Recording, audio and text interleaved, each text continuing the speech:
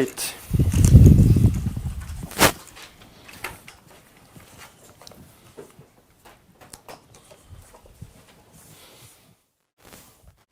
So maybe it's okay. It's still not the worst idea to start with exactly where we left off last time. So I'm going to write this table again, just so we get in the mood.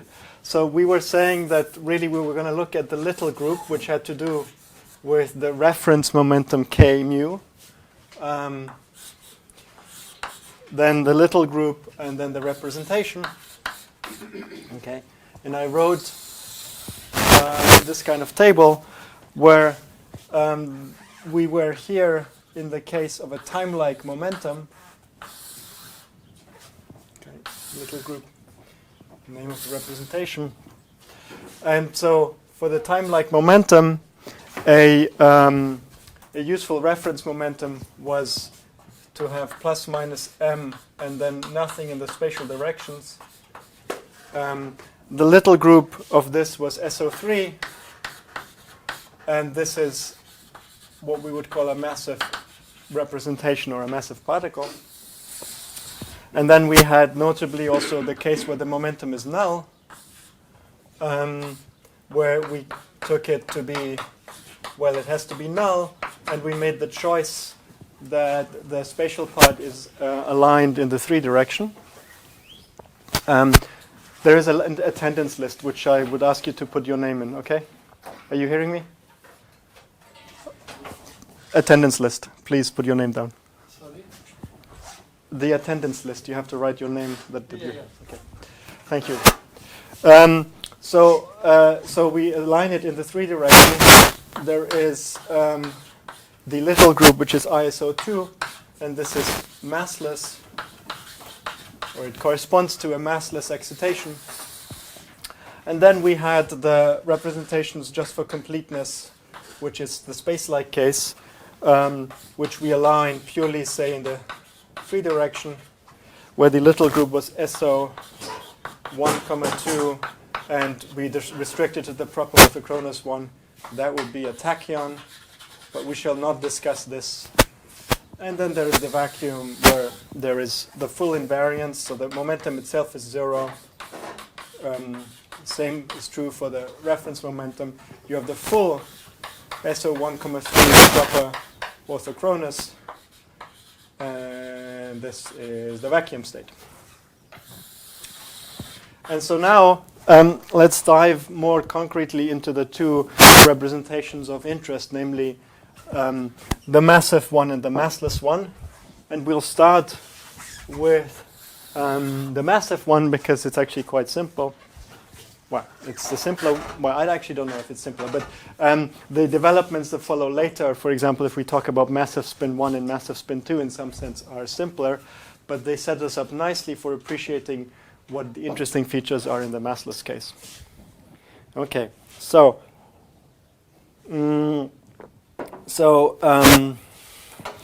I'm writing here interesting representations, but interesting just in the sense of this course. Namely, the massive and the massless one. So first of all, let us systematize a little bit this business about the little group and its algebra. So basically, let's consider an infinitesimal guy. So u of 1 plus omega 0, which is 1 plus I over 2 omega rho sigma j rho sigma. Acting, well, where the this acts on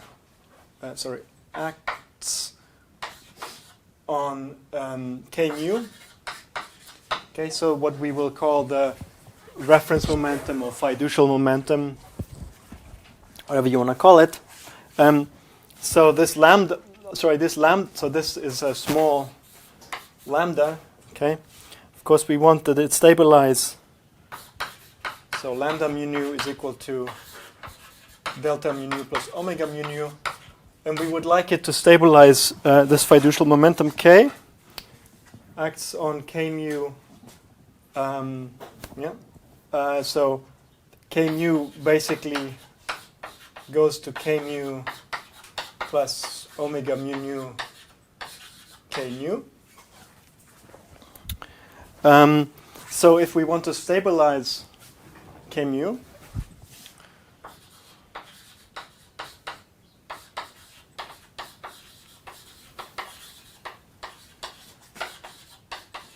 what has to happen is that omega mu nu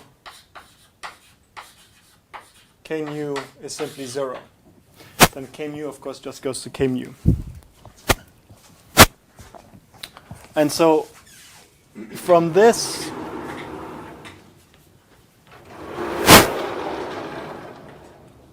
we write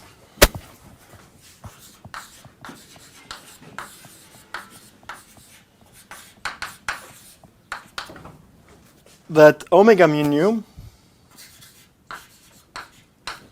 is equal to epsilon mu nu rho sigma, the antisymmetric symbol with 4 indices, times sigma, and then you just have to introduce some other 4 vector n rho,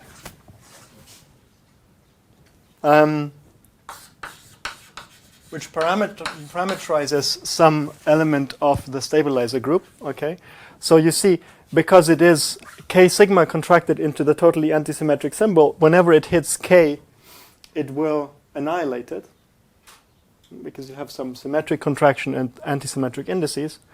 But because you need 2 free indices, you just need another vector to contract it into. So that vector is basically a choice.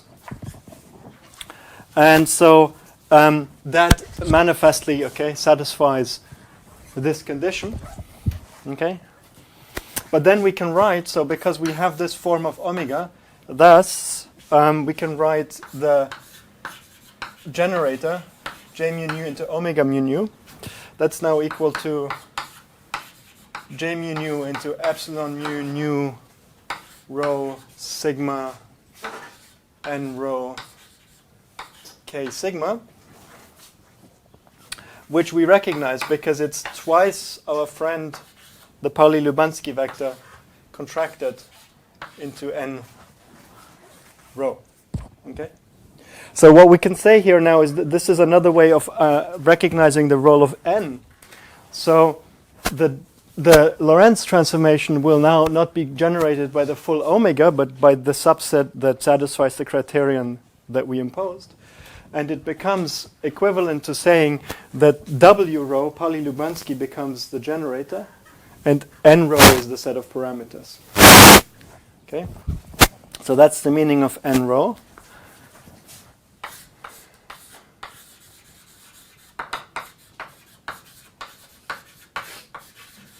Pauli-Lubansky. And also, so what we have, great, we can write that Pauli-Lubansky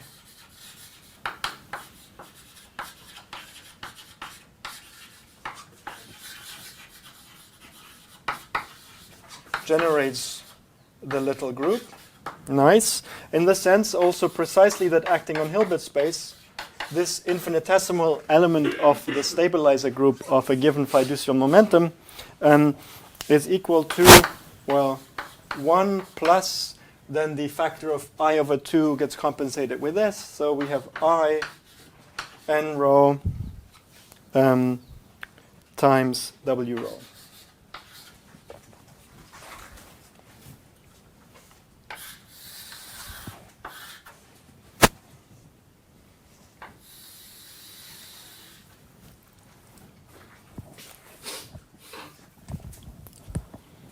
Okay, great. So remember that we can think of J mu nu as the generators of angular momentum and boosts, and P the generator of momentum. But if the generator of momentum acts on a state labeled by K, it will give you K. So this is indeed the Pauli-Lubansky vector. So this is the meaning of this. Good.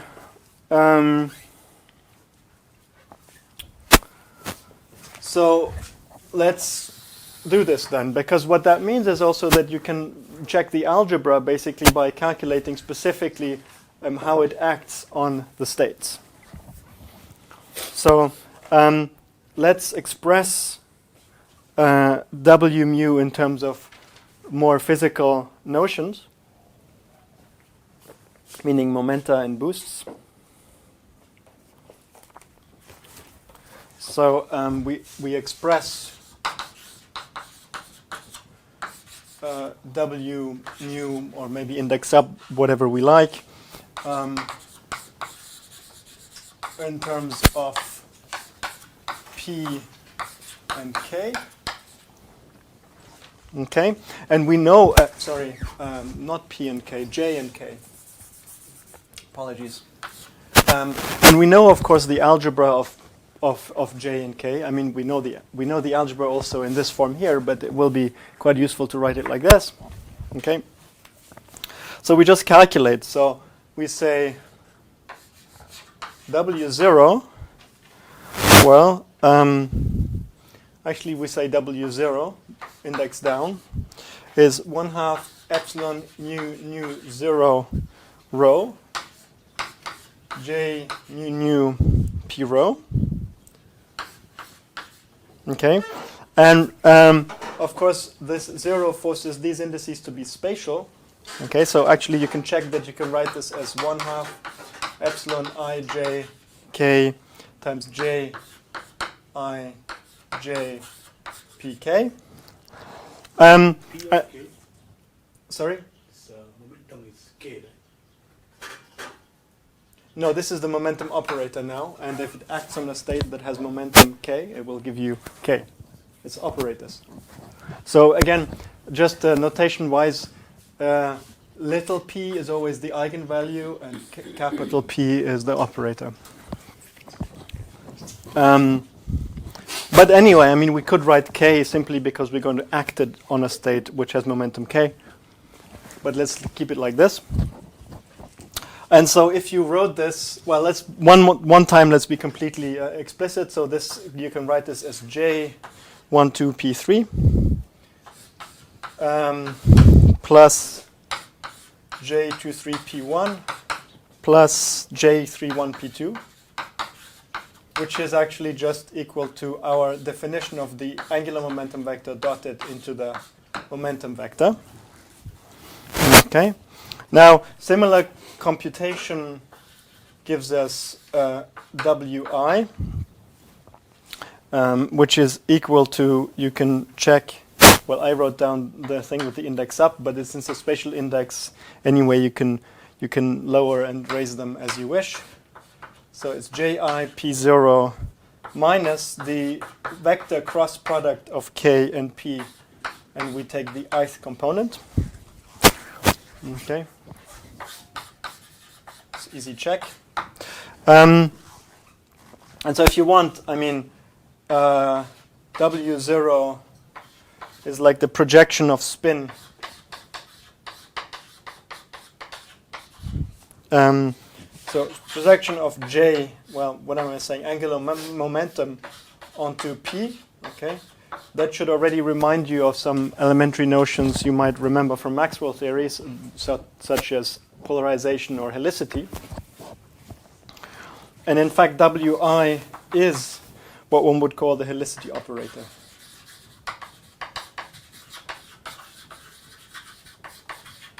But this will become completely explicit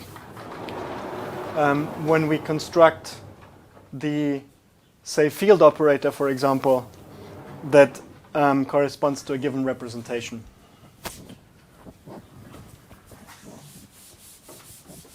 In fact, the connections to what you should have seen in electrodynamics will become very concrete. Well, if we do spin 1, of course, not for arbitrary spin. So, now, this was general. Let's see how it acts for particular representations. Let's start with a massive one. Okay.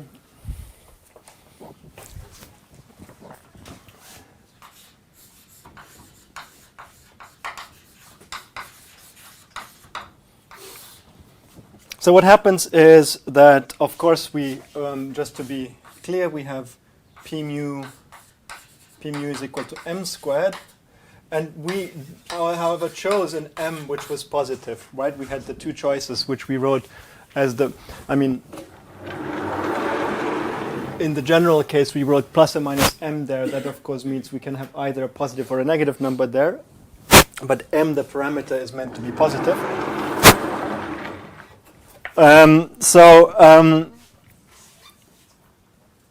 K mu then, okay, in this case, is equal to plus m 0, 0, 0 mu. And as we said, we would have thought that the little group was simply this rotation here. So you might say it's O3 or SO3, just guessing. Okay. And the point is that the guess here is actually correct, but let's see why. Okay, so this guess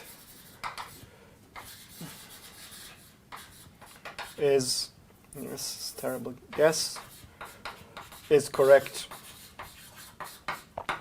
And why? Okay, so let's see how W0 and so W0 now acts on, well, we have our state K mu with this reference momentum, and I'm going to explicitly write the eigenvalues now of the Casimir operators. So the P mu was minus m squared, so that's the parameter m squared, and then the Pauli-Lubansky squared eigenvalue w squared and any other labels. Okay, but now this acts as j dot p, right? Acting on k mu, m squared w squared sigma. Okay. And just to check whether you're still awake, what does that give?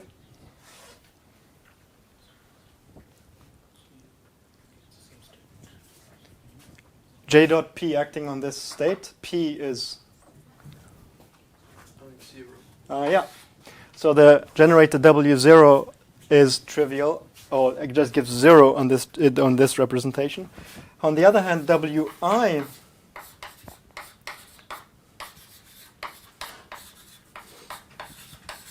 okay, that gives me minus ji m onto k mu m squared w squared sigma.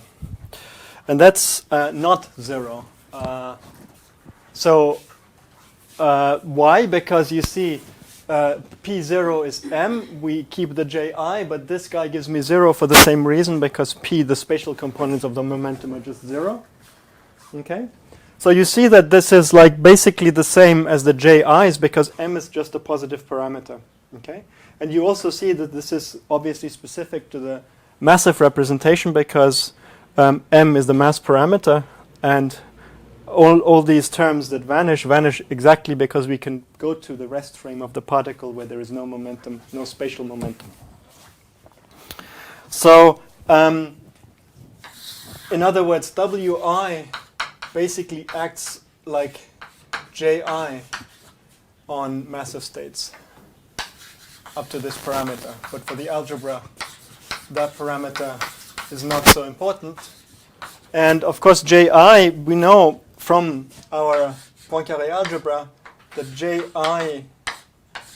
Jj have the commutation relation of angular momentum. Epsilon I, Jk, Jk.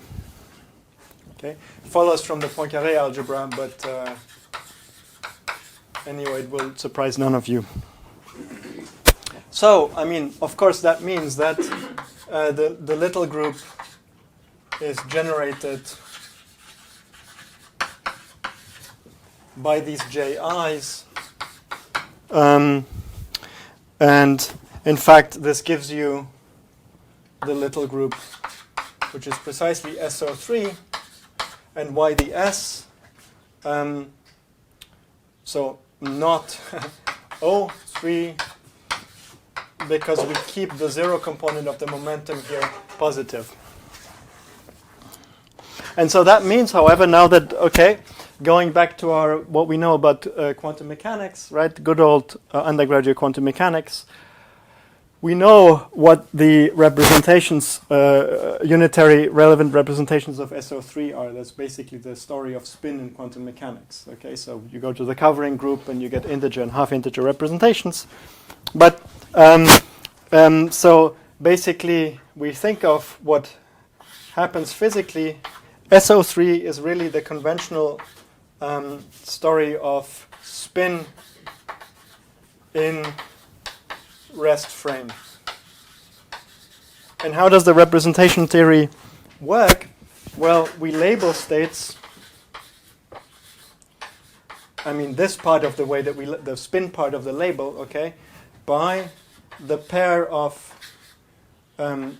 J and J3, okay, where the second Casimir C2 is equal to W mu, which is actually just equal to minus m squared times the spin J squared. Okay, so this is the J squared operator of this spin algebra. So the C2 operator has eigenvalues minus m squared into j plus 1. Okay, this usual angular momentum business. So we have, if you want, the spin representation is labeled by an integer or an half-integer j, and j3 is the projection on the quantization axis. So, you know, people in quantum mechanics, you would call this the magnetic quantum number. So in the rest frame, indeed, the little group we have now checked algebraically is precisely SO3. And moreover, its unitary representations are just the usual theory of quantum mechanical spin, SO3. And so let me write, well, first I guess I have to clean the boards, but then let me write how we label the state now. We now know all these labels.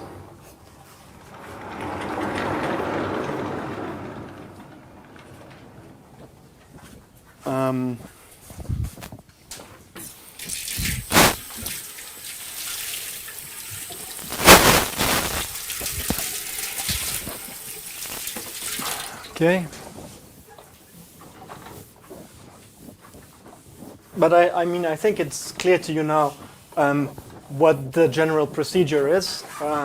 And here we got the naive result. It's just that now when we move on to the massless case, the general procedure will give us something that is more interesting than if we had just followed our, immediate intuition. But it's kind of nice anyway, even in this case, that you can specifically, with a simple algebraic method, compute what's going on. Okay. Just momentarily cover that board. Okay.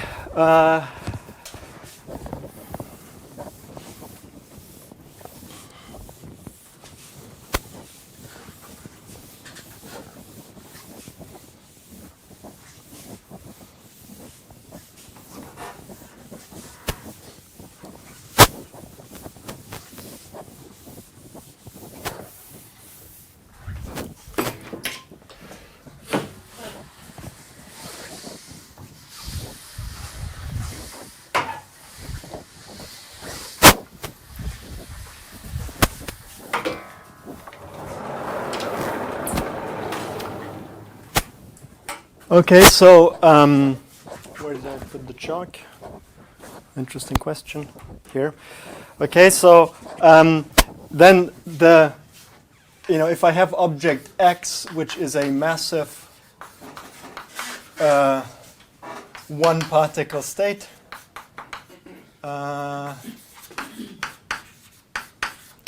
then I can just label it by in a general frame, the momentum p mu, the Casimirs which don't change, so m, j, j3, and you could have other labels, which, however, now we're not interested in. So let's just leave it at the minimal set.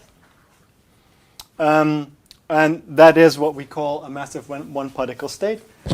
And you can, in your head, already imagine all the different possibilities that we have by thinking about quantum mechanics. Was that clear? Good. So let's move on to the massless case.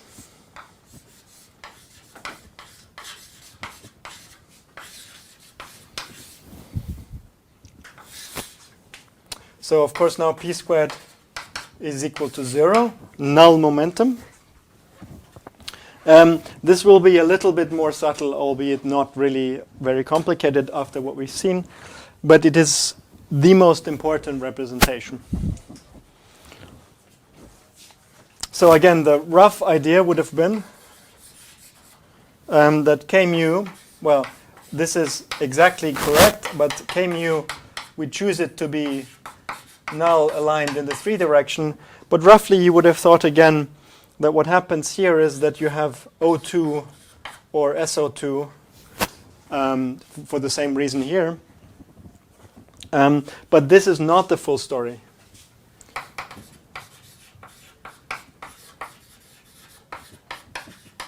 Okay, basically let me say physically what is going on. That would be something that's maybe useful even for you to try and derive that way. In fact, the results, I will point out the results that we give suggest exactly what you need to do. It turns out that you can do a little bit more than just rotate here, because you have boosts and you have rotations and you have translations. And you can combine these operations in such a way that they first give you something that doesn't just preserve this naive form, but then you can boost it back in such a way that it looks again like this vector. So this will be a combination of boosts and angular momentum operations actually that leaves this invariant. So a combination of the symmetries. And we'll see actually these combinations from the same systematic method now, but you might want to have like a geometry of Minkowski space way of deriving it if you want. I didn't put that on the exercise sheet, but if you have, that interests you or you have too much time in your hand, I invite you to check geometrically what's going on. So let's figure out how W mu acts on the state. How does W mu act on such a state? Well, I mean, for starters, we can write it as k mu W squared and 0 plus the other labels that we will, no, let's call the other label sigma, why not? Because I've already deleted, so the point is that p squared is 0, so I don't write the 0 eigenvalue, but I keep the other labels for now. And so, fine. Well, just so you have the equations here. So this is, this is k mu. It is the p squared is equal to 0 eigenvalue, W squared and sigma, okay? I work with this state. So, we have W0 acting on k mu W squared sigma. And this acts now as J dot P onto k mu W squared sigma. And J dot P, well, now we do have something in the spatial component. So somehow this gives me J 3 times E.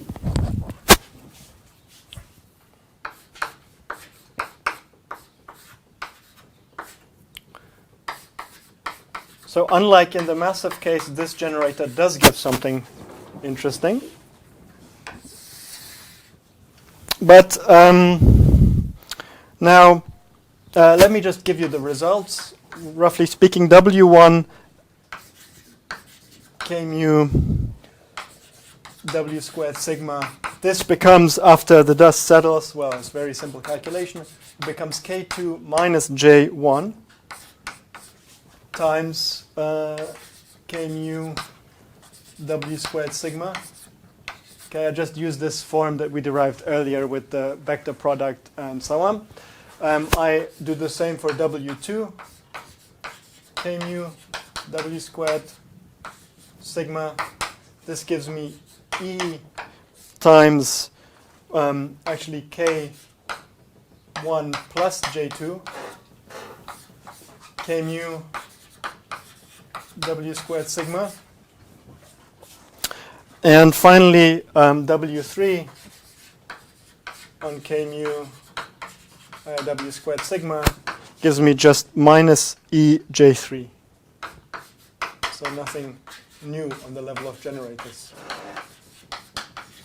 Okay, so what we follow is, so it follows that there are basically three non-trivial generators. There's J3, there is a linear combination of boost and angular momentum with a minus sign, and there is a second linear combination of boost and angular momentum with a plus sign.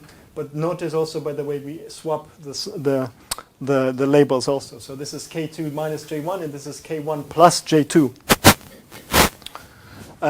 So we define, so it's convenient to define generators. Well, J3 is just the same, but we define A, which is K1 plus J2, and we define B, which is K2 minus J1.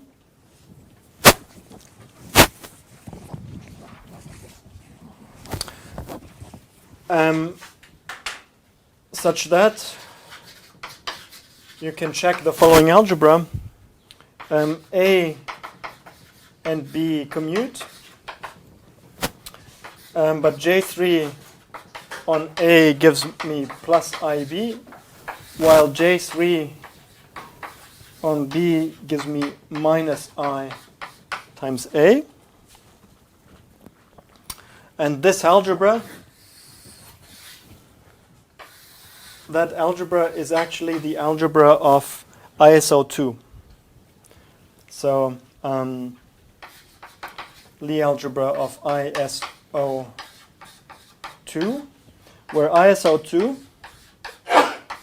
bless you, is actually SO2, but not just SO2, because you can also have these 2D translation semi-direct product.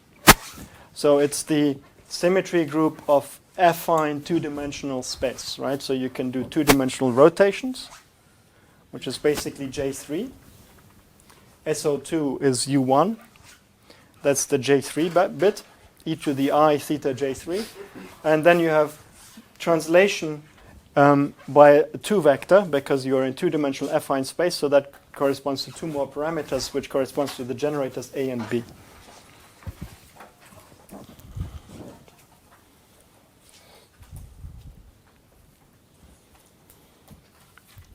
Okay,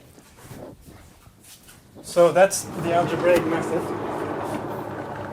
and it just gives us explicitly the algebra and explicitly how the generators act on the states. And so now we should talk again, as in the massive case, about the representation theory of this ISO2. So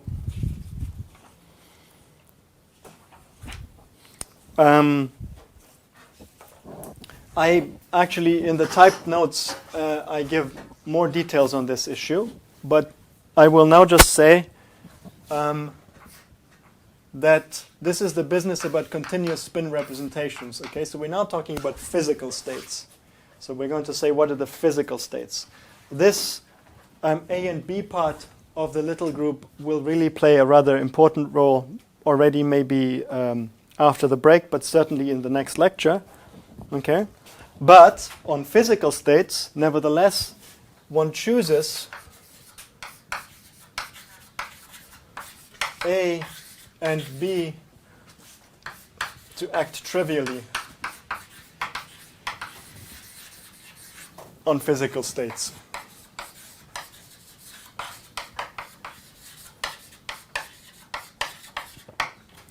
Because if we did not do so, if not get these so-called continuous spin representations.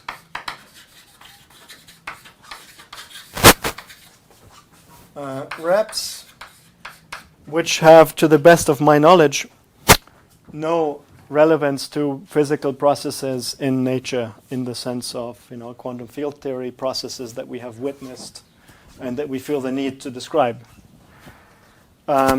Continuous spin reps which do not appear, which don't appear to be realized in nature.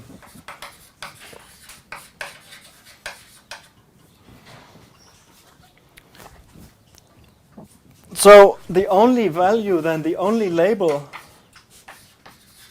only J3 gives a label, only J3 labels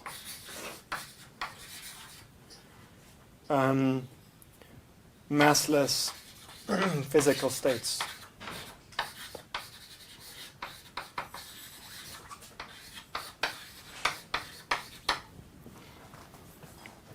And we call the J3 eigenvalue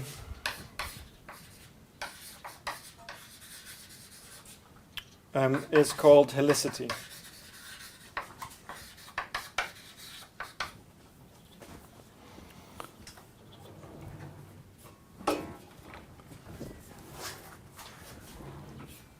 So what you get is basically that J3 acting on my massless state gives me J3, the eigenvalue,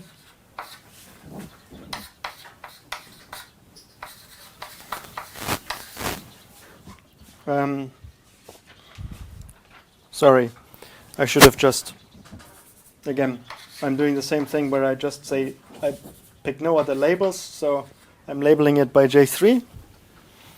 And this is what we would call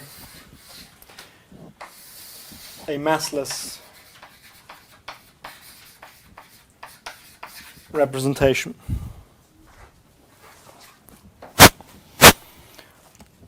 Now, what I would like to say is now that the J3 eigenvalue, so for topological reasons,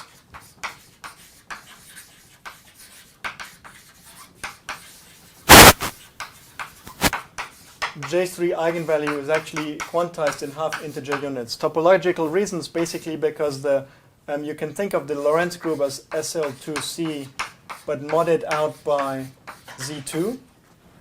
Okay, and that actually requires that a certain path in that group be contractible to the identity, which means actually the condition something like e to the 4 pi I times J3 has to be 1, which can only be true if J3 is half-integer quantized. Okay, so there is a topological argument, which, for example, I mean, you can read in any classic treatment of the representation theory of the Lorentz group. But for example, there's a very careful treatment in Weinberg's field theory book. But it boils down basically to the fact that a certain path in SL2C over Z2, because of this quotient here, has to be contractible to the identity, which leads to the condition that e to the 4 pi I J3, so it's an interesting path, there's a 4 pi here under the 2 pi, has to be equal to 1, and that can only be satisfied if J3 is half-integer quantized. So that's why actually the possible helicities are half-integer quantized. So, sorry, let me just write this. Are half-integer quantized. Yes, please, speak now. Yeah. So this is true only for the Lorentz group, isn't that true also for SU2 or SU3, for example? I don't see the relevance of the question to this point. No, I'm saying from this, so let me just repeat. From this perspective, the natural guess would have been that J3 is just a real number. There's no reason for it to be quantized. So all I'm saying is that here it is quantized because there is interesting topology in the Lorentz group. And therefore, The J3 is half-integer quantized. To answer your question directly, yes, of course, there is also half-integer quantization for SU2 spin, which is, however, is for algebraic reasons. Right? Good. Thanks. Good. So we can write X is a massless particle.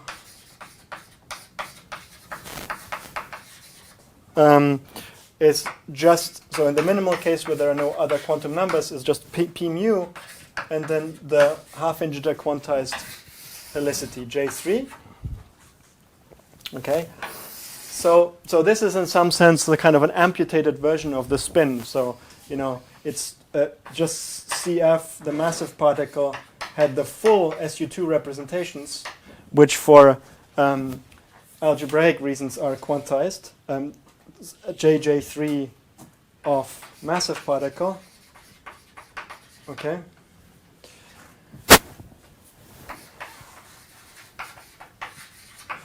And therefore there is sort of less there. First of all, there are fewer labels, but there is also often less in the sense of degrees of freedom. So for example, it turns out that the massless photon, as we will say in a second, so the helicity 1 massless state, actually naturally has only 2 degrees of freedom, whereas the massive spin 1 representation has 3 degrees of freedom. Okay, and for the graviton, the difference is even bigger. As we know, massive gravity has more degrees of freedom. So we see it already here.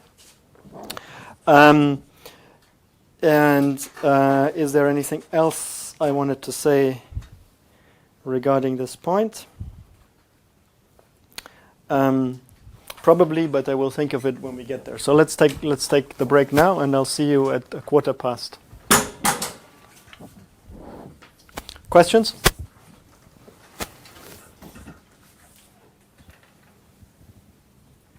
Yeah. Sorry, so these continuous spin representations, are they, for example, considered in experiments like CERN as exotic things that could appear at high energies, or is there a more fundamental reason not to care about them at all? To be honest, I think that in some sense not even, because but this I'm really not speaking out of abundance of knowledge, but I think that there is even a problem to write down consistent field theories of these things. So there isn't really a framework to compare them. But I mean, one would just expect they're so exotic. I mean, look, they're massless particles, and they don't behave like any of the massless particles that we see. So you would somehow say, no, we would have seen some traces of this weird behavior like a long time ago. I mean, it's not like you need to go to super high energies to see the effects of massless particles. But I'm certainly not an expert on that. Do we know like what we need to look for to see this spin? Some people know, not me. No, I mean, so Natalia Toro, I think, and Phil Schuster wrote some papers not so long ago on speculations about these on the phenomenology of this. Okay.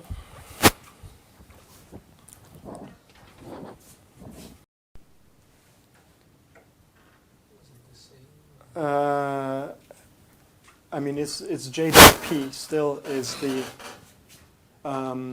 Sorry, yeah. What spin in what sense? I mean, this is what. Spin in the massive sense is the representation of SO3 in the rest frame, and helicity in the massless case is what we define here. So why do we say photon as spin? Oh, because it corresponds to J3 eigenvalue 1. And this is, by the way, the remark very good. Now, I was going to say that so the spin 1 J3 is equal to +1 state of this is its own representation. There's just 1 degree of freedom. But if you act with it on it with CP, you get the spin -1 representation. And because electromagnetic interactions, as we know them in nature, are CP invariant, you always get the +1 and the -1 state together. And the same is actually true for the graviton. So in principle, you could write down just a theory of a helicity 1 object, massless object, but that wouldn't be CP invariant. So it doesn't correspond to electromagnetic interactions. And similarly, for a graviton, you could write just gravity for a +2 helicity object. But that wouldn't correspond to the But that's certainly not what comes out of Einstein gravity, because you get the CP invariance, and so you always get it in a package. So what we call the photon, that's what I wanted to say, is actually the +1 helicity representation and the -1 helicity representation linked by CP. That was a remark that I wanted to make. So thanks for reminding me, actually. Yeah. It's I don't know if I understood this correctly, but the parity part is like part of the Poincaré group in some way. Yes, but we sort of haven't looked at it explicitly, because we only looked at the bit that is connected to the identity, but you can act on it with the parity operator, which is just some discrete symmetry, and then you get to a different part of the Poincaré group. But so my question is, why, if in the end field theories have to be based on symmetries of Minkowski space, of which parity is one, then how No. deal with the fact, no? Well, I could continue with your question. No, Yeah. Yeah. Yeah, because we see that parity is broken in some theories. So. But not in the theory of electrodynamics, and not in the theory of gravity, as far as we know, anyway. So if you have a parity preserving theory, then the symmetry, you have to just include states that are related by parity to the ones that you include by definition. So you're saying that in electrodynamics, even at higher order secondary terms which break parity? Well, no, of course you can, but I don't think that's what we expect to be the case. The reason I'm asking is like for QCD, you would what you expect is that some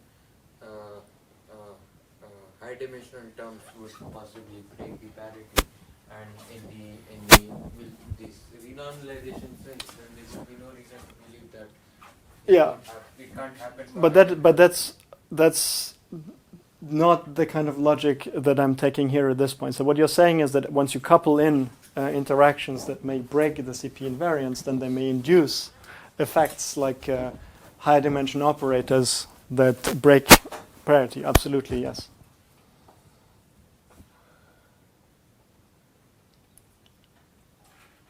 Okay, well, let's take the 7 minutes that we have left.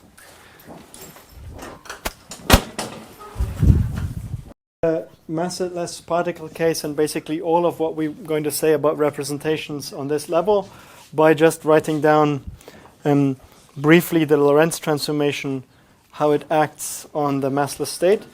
And then I will go on and actually start talking about dynamical principles, basically state some principles that we want to impose on the theory, and then immediately move on to talking about the field operators that encode the representations that we just talked about. So let's look at the Lorentz transformations of the massless one-particle states.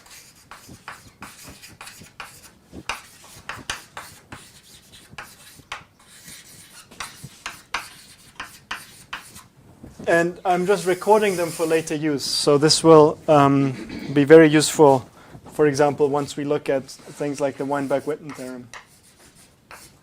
So U of W, so for a general little group element, that can be written as the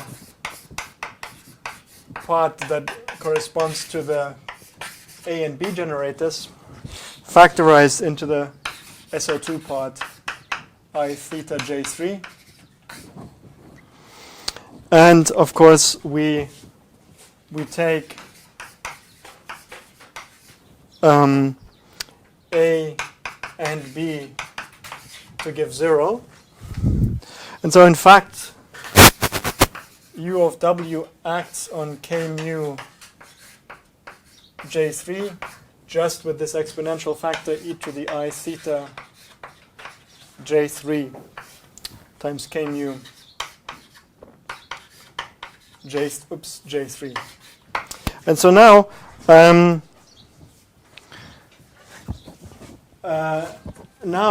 we just feed this into the Wigner machine that we had developed already. So we could actually just say, we could say specifically the Wigner rotation, which these D matrices, okay, D J3 primed J3 is very simple. It just takes the form e to the I theta J3 times delta J3 primed J3,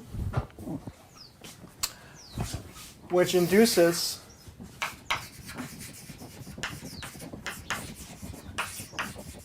the full Lorentz transformation U of lambda 0 acting on the state P mu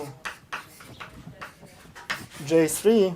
Well, that's equal to this normalization factor, which boils down to this square root here, lambda P0 over P0 square root, times e to the I theta of lambda P J3, lambda P J3. Okay, and the only thing that remains to be said is that, so theta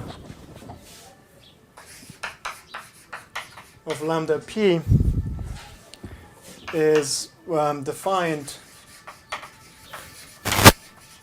by the relation, okay,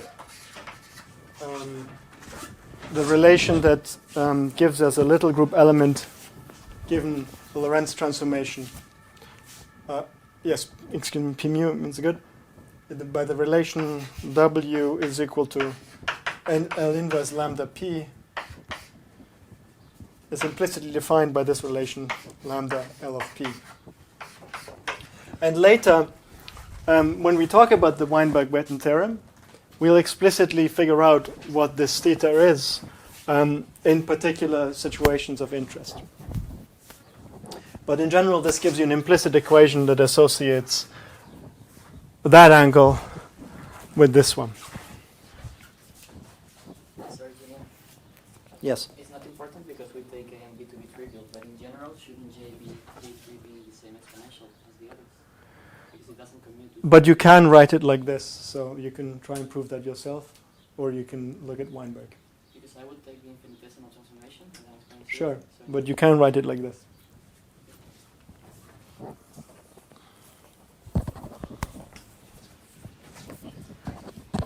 So I don't know, I didn't write that in my notes, but that is done in extreme detail, for example, in volume 1, chapter 3 of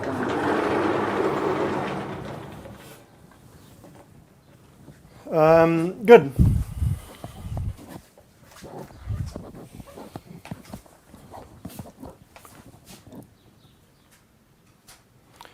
So, now we're going to change gear. And we're going to talk about actually constructing theories of our massless states. But maybe, I don't know if I ever made note of this. I might have forgotten to ever write this. So let me just write nevertheless photon. Photon is the J3 is equal to plus 1 together with CP conjugate. J3 is equal to minus 1. So it has 2 degrees of freedom. And by the way, literature likes to call this H, I mean helicity. Okay, so J3 and H will be interchangeably used. And the graviton actually is the J3 is equal to plus 2 together with the CP conjugate J3 is equal to minus 2. So the graviton also has 2 degrees of freedom. As we know, the massless graviton has 2 degrees of freedom. And this is the H is equal to plus 2, and H is equal to minus 2 representation.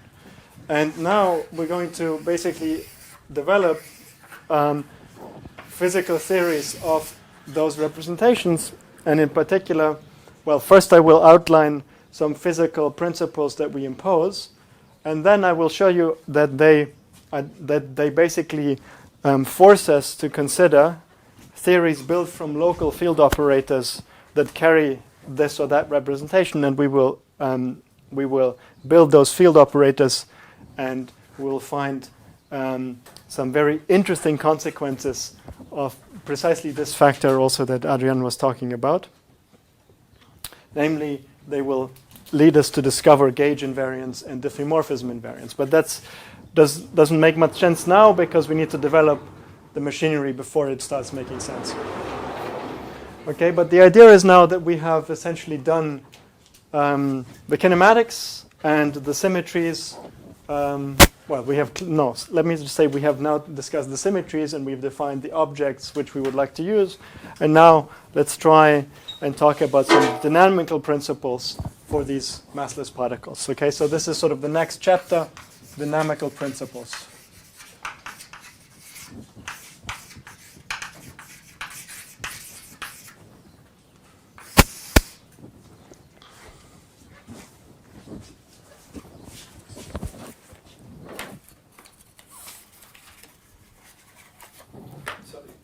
Yeah. This is also true, the last statement, for the massive case. But sorry, in what sense do you mean? So the massive photon, for example, has one more state, and the massive graviton has, I think, 3 more states. Because you have this full SU2 slash. Is there a way to see this in terms of violation of CP invariance? Is there a way to see these? I mean, to see that actually the mass is implying kind of a violation of CP invariance, because this way. Oh no, sorry. Then I don't understand your question. What I'm not saying that. What did you say about the? I wanted to say that this way, the only reason why we have 2 degrees of freedom for the photons is because of CP invariance. No? From this perspective. Well, it's massless, A. So it is classified by helicity and not by JJ3. That's step 1. But then helicity plus 1 is its own representation. So you could write a theory of a massless helicity 2 degree of freedom if you wanted. But that's not the theory that we're interested in, because we want to write the theory of the physical graviton, which has 2 degrees of freedom. And actually the 2nd degree of freedom is the one that's related by CP to this one. Okay? Now you want a discussion of the massive graviton. And you want to ask how does CP constrain the massive graviton. Okay? And now I haven't prepared this here, but off the top of my head, I think taking the 5 degrees of freedom of the spin 2 representation that you get for a massive spin 2 degree of freedom is already itself CP is fine. So CP acts within that representation. You see what I'm saying?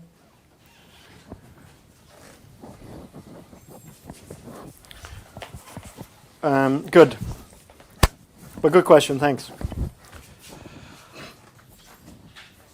So the previous treatment basically told us what kind of particles are allowed, and we're going to focus on this photon and the graviton.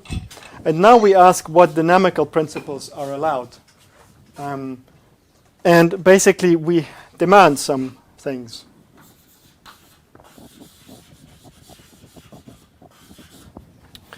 We demand basically 3 things. We demand that there be a unitary Lorentz invariant S matrix. I will return to each of these 3 points, so hold your questions maybe for now. We demand that the theory be causal, so we demand that there exists a notion of causality. And we demand that there be a notion of locality. And precisely we will demand this in the sense of cluster decomposition.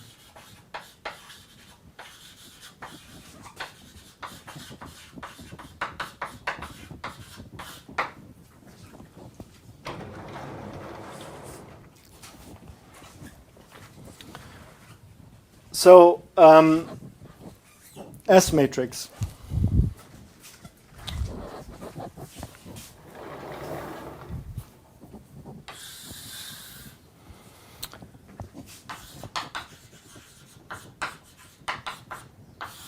So, I mean, I think I'm giving you all of the. This will be a sort of, sparse on details, but I think I'm giving you all the details you need for the purpose of this course. But of course, it may be useful or even necessary for some of you to read this up. There are, of course, lots of excellent books on this. Any quantum field theory book, almost any somewhat advanced quantum field theory book discusses this. But let me know if you want some more specific references. But the idea is basically that you construct in and out states. So you have some out states, which are basically tensor products of the one particle states that we have. So let me call the out state, I label it by beta generally. And this is going to be something like P1 primed, sigma 1 primed. So this can be massless and massive particles. So there'll be helicity or spin labels, and there'll be some momentum. Then you have, a second particle, sigma 2 primed. And let's say you have n of these particles. So you have Pn primed, sigma n primed. Why actually primes? Because I should have started actually with the in states, which are the unprimed. And also, excuse me, I take M to be the label for the out states. So the in states are alpha, okay, and they're basically the same thing, except that I have P1 sigma 1, P2 sigma 2, and I have n of them, Pn sigma n, okay? And of course, as I said, these are just tensor products of the one particle states that we had. Okay, just to be explicit, Pn sigma n. And then you have a map, which basically, so you have all these in states that come in from asymptotic null past infinity. Then you have some mapping sigma beta alpha, and you get your out states. And this S matrix basically is what maps in states to out states. And, well, S beta alpha is the matrix element B of the time evolution operator that takes you from minus infinity to plus infinity, starting with in state alpha, ending up with out state beta. Well, which of course, yeah, we can write it like this, but we could of course also just write this as the S operator, S beta alpha. And the dynamical principle, if you want,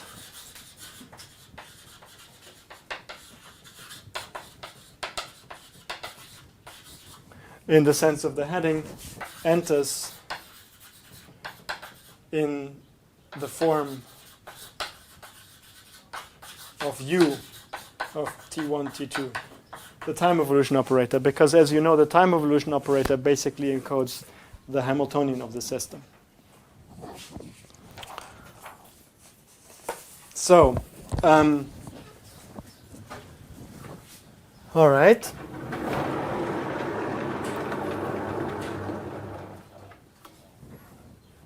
Now, causality, okay, causality basically, causality is actually the simplest to state. Causality just says that operators in this theory, that space-like separation commute, separation commute. Okay, so if I take a pair of operators O1 of x, let's say, O2 of y, for general labels, so it could be the same operator as well, this is 0 if x minus y squared is positive. So if I'm at spatial separation, then operators have to commute. In particular, by the way, we'll develop this in some more detail, but in particular, this is even true for the Hamiltonian density. So you also have things like h of x, h of y has to commute if x minus y squared is positive. And that gives constraints on what you are allowed to write down for the Hamiltonian density, which obviously, if you integrate it over space-time, is the most important ingredient in this time evolution operator. So causality is basically that there exists a light cone, all right, and that outside the light cone, events or operators cannot influence each other. So we have S matrix. Of course, we want that this operator S alpha beta is unitary because of conservation of probability. And we want that it be Lorentz invariant because we base our theory on the Lorentz or the inhomogeneous Lorentz group, if you want. When you say the operators for causality, you mean only observables or really any operator? That's a very good question. I think you only want to talk about, I mean, naively, I would only require it for observables, but it might imply something like this for any operator. To be honest, I'm not entirely sure. Let's keep it with observables to be on the safe side.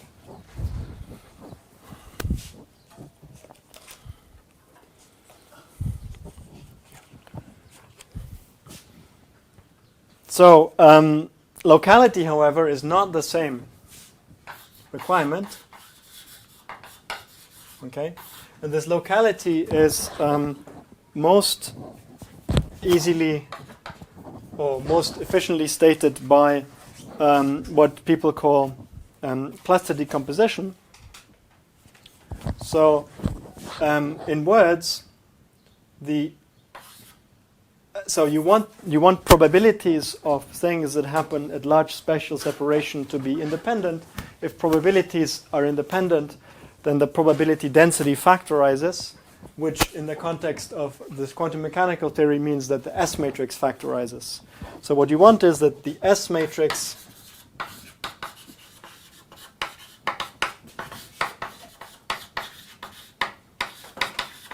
factorizes if processes occur at large spatial separation.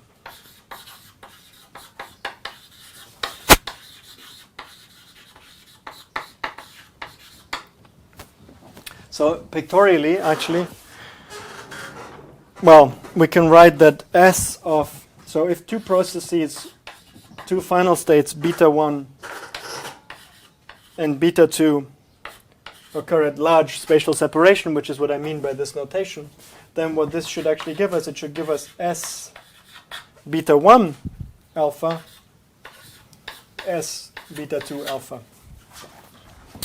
And the pictorial representation is that we go into, excuse me, the final state beta 1, which we can identify here, and the second part of it, beta 2, which we can identify as being at the large separation. And then you start with the same initial state, alpha, S beta alpha. Then this should factorize into the individual processes going into beta 1 and going into beta 2. Okay, so this should factorize.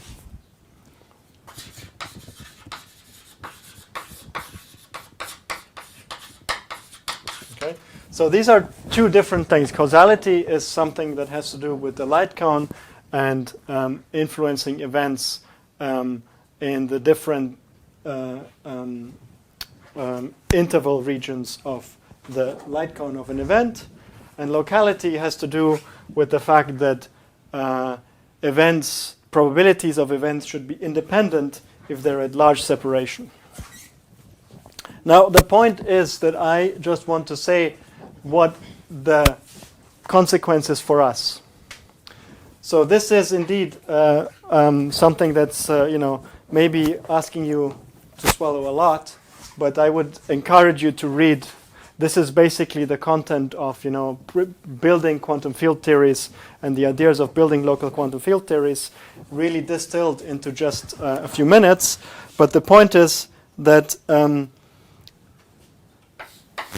imposing these principles, okay, one discovers, so this leads us to building a local quantum field theory built on local field operators, where these field operators are basically the objects that you know from basic treatments, but that we will connect to our representation theory. So local field operators, meaning that there will be a scalar field, for example, which corresponds to, say, the spin 0 or helicity 0 representation. Okay? If we want to talk about a spin 1 object or a helicity 1 object, then we will actually have to construct, we will somehow find a way of realizing the representation that we just outlined for example, helicity 1, in terms of a field operator, meaning a local quantum field, V of x, which carries some index mu, such that the Lorentz properties are correct for a spin 1 representation. And, well, I guess we can even write down the graviton G mu x, and so on. Okay?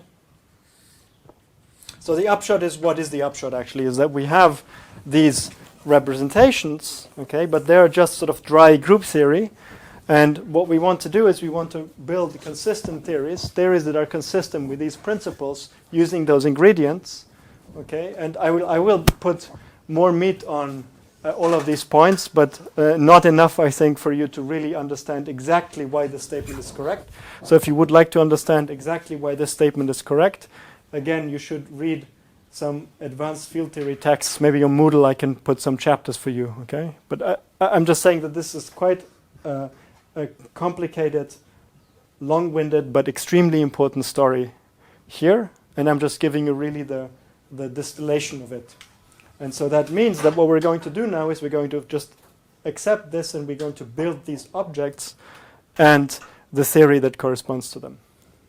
Yeah? So this factorization, do we expect it to hold for separation of bigger than certain finite length scale, or is it like an asymptotic statement? I think it has to be an asymptotic statement. Should there be a factor of alpha 1 plus alpha 2? Is it equivalent to saying that S of beta plus beta 2, comma alpha 1 plus alpha 2 is equals S of beta 1 alpha 1 times S of beta 2 alpha 2? Like, I'm thinking of two completely independent processes happening parallel compared to a process like this where there could still be like alpha going to beta 1 and alpha going to beta 2 might have some diagrams in that law. Yes, no, I agree. I agree. You might have to split it up into two completely independent processes. Okay, Okay, so well, let's get going.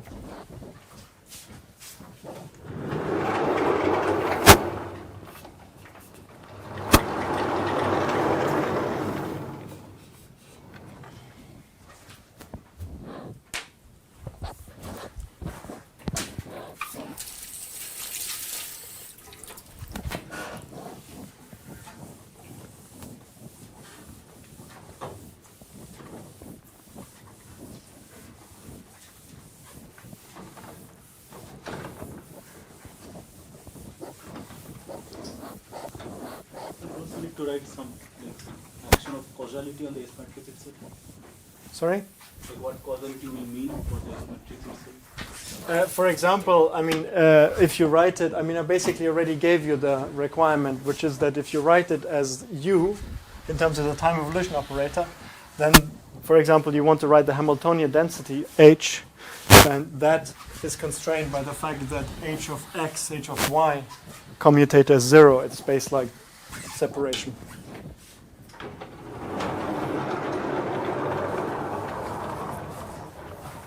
We need to always, but we are not going to use a Hamiltonian.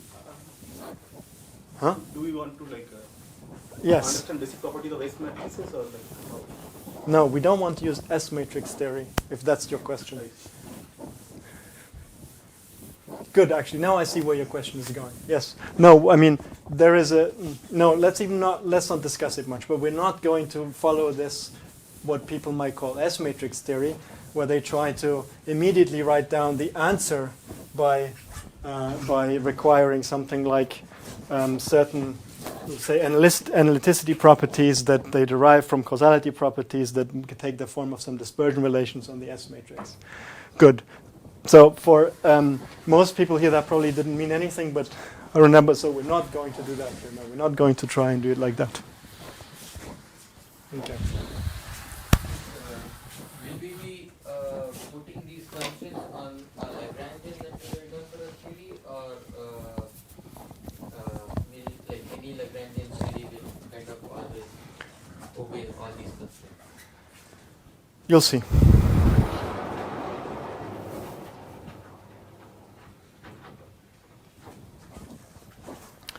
All right.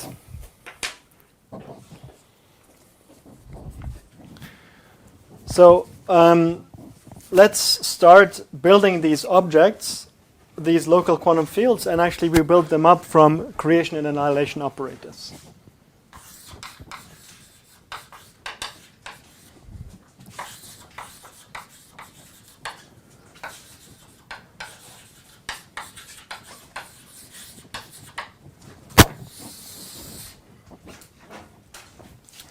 So we introduce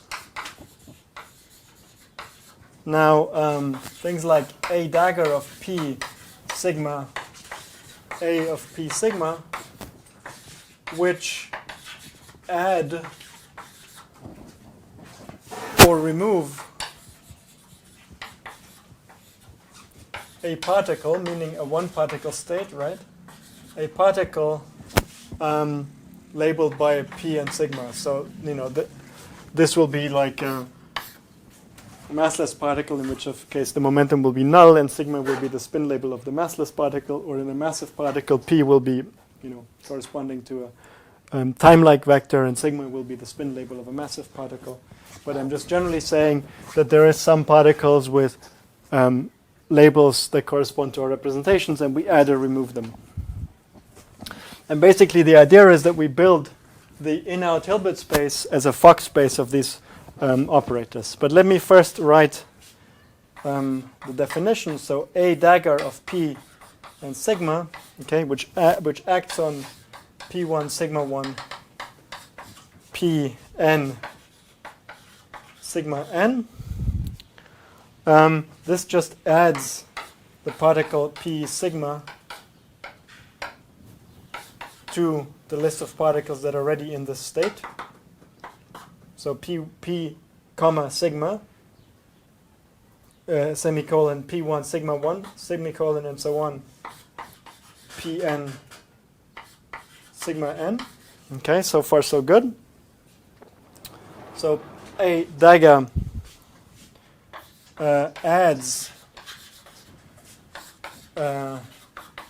particle of momentum p and spin sigma. Okay.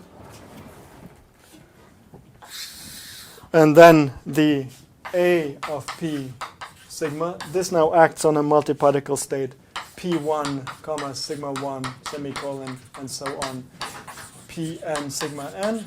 And now this removes any of these states. So we sum over all the possible states that you can remove. There's a sign. Okay, let me. The sign basically means whether it's a fermion or a boson, because if it's a fermion, then you anti-commute this guy through. Okay, and that's just now at the rth position. I have removed the particle. I guess we can also put a Kronecker delta for the spin label.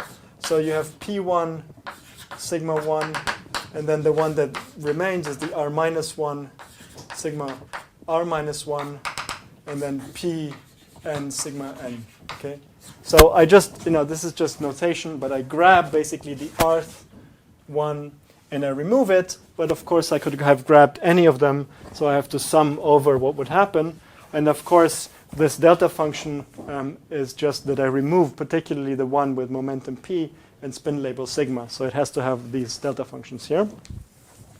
And so, in other words, we must have the commutation relations that A with p and sigma, A dagger, p primed, sigma primed, where I take the commutator for a boson and the anti-commutator for a fermion.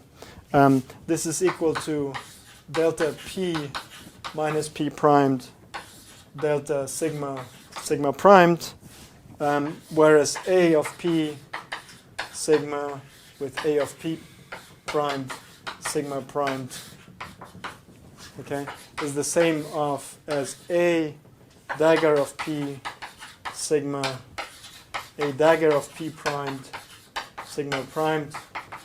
This is equal to 0. Okay, this is basically the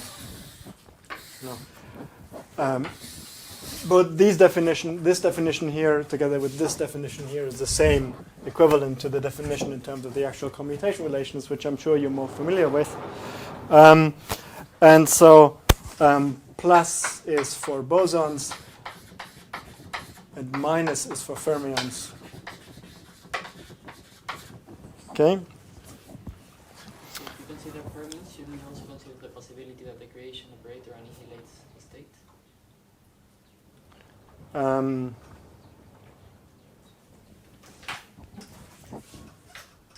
Well, if the momentum is exactly the same. And putting some delta in the same way as in the annihilation. Wait.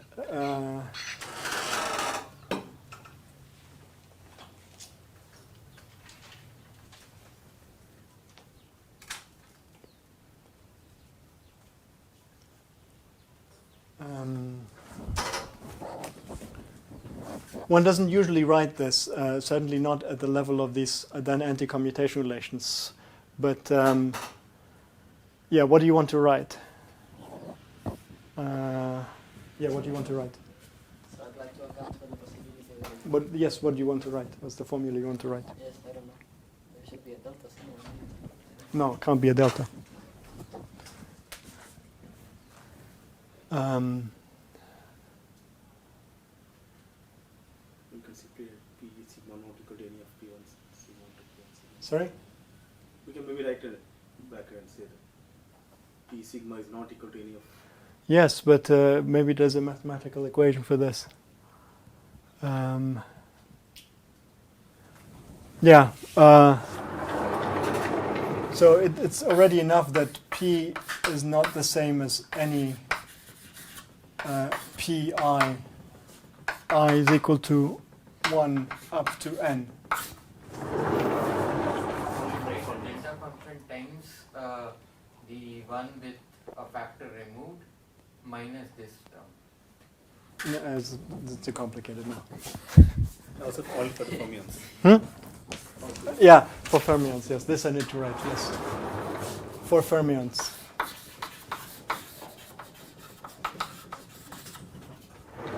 But yes, that's true, but of course, good. So what I said that at the level of the anti-commutation relations, this of course will be a consequence of those anti-commutation relations.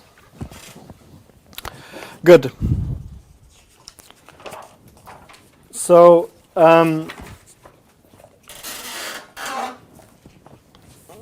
good. So the last thing I want to do now is I want to write the Lorentz transformation of A daggers and A's.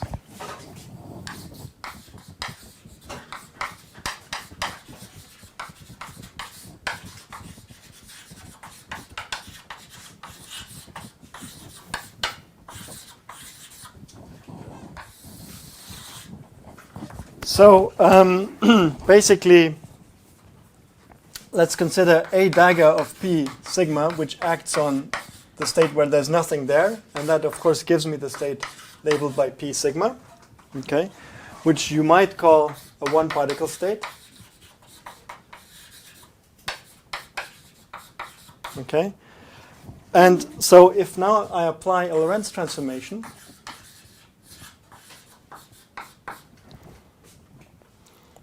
then what happens is that, well, U of lambda A on P sigma, okay, well, that gives us, well, the operator transforms as U of lambda A dagger P sigma U inverse of lambda A, okay, times U lambda A acting on the vacuum. Okay, so what I've done here is exactly the same thing that we did a couple of times last lecture, right? I act with the Lorentz transformation, but then nobody forbids me to put 1 here in the form of U inverse U, but the goal being that I expose some transformation that acts naturally on the operator, which is UA U inverse. Okay? But I also, of course, note that the vacuum itself is invariant. Okay? So this gives me U A dagger U inverse acting on the vacuum. Okay? So then I have an expression which I can compare with our previous expression for LT of the one particle state.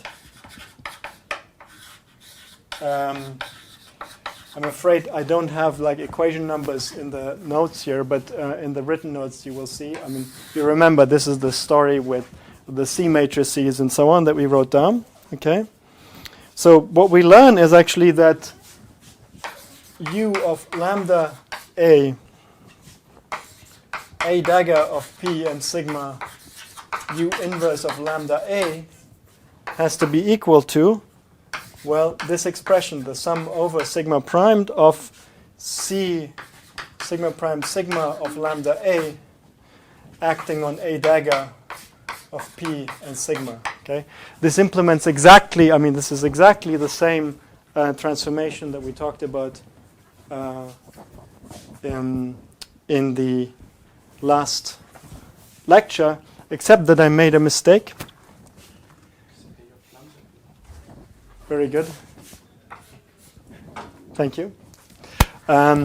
So that basically it is a superposition of states at momentum lambda p, which are created by A dagger of lambda p. But since you notice it, I'm very happy. And this is sigma primed. So I made 2 mistakes. Okay. Now they're corrected. And I can take the conjugate of this and I get another interesting relation, which is U A P sigma U inverse of lambda A is equal to the sum of C star sigma primed lambda P of A of lambda P sigma primed. Good.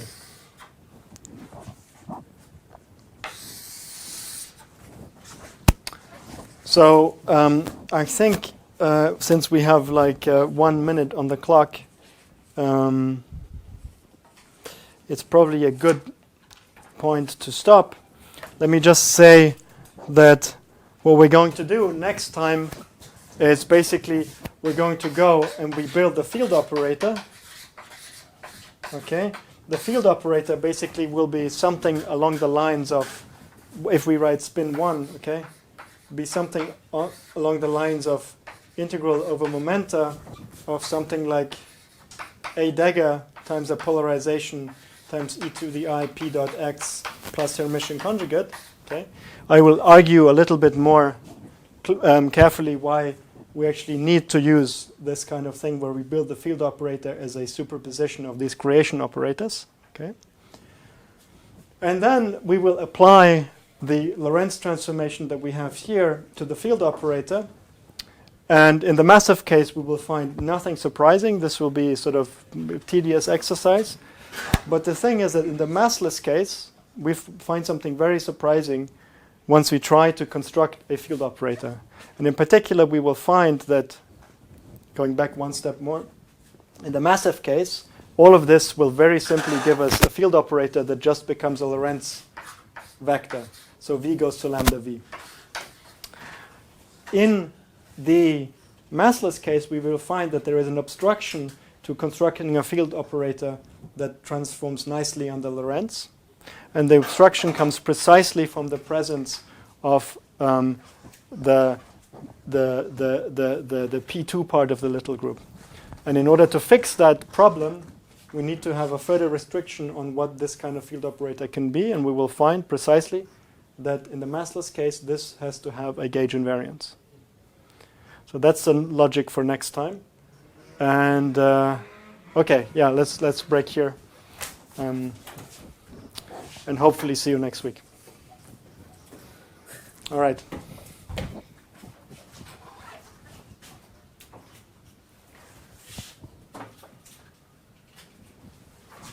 Yep. Just a question about the notation.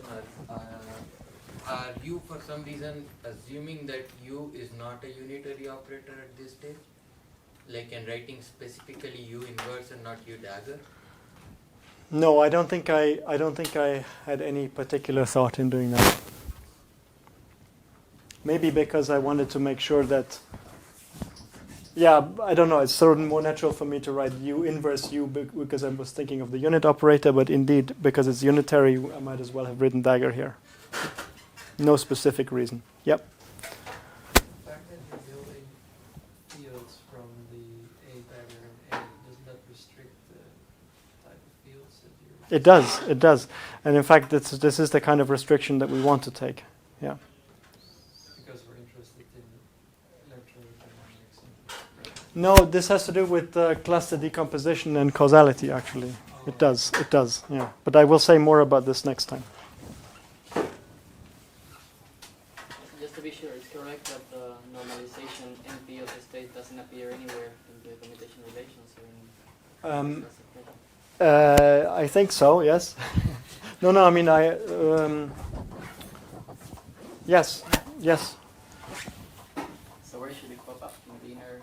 Well, for example, it comes up, so I was a little bit cavalier about the measure here. You will find actually that the measure really is 1 over square root of the 0 component of P, but I was just sketching it here. Okay. Thanks.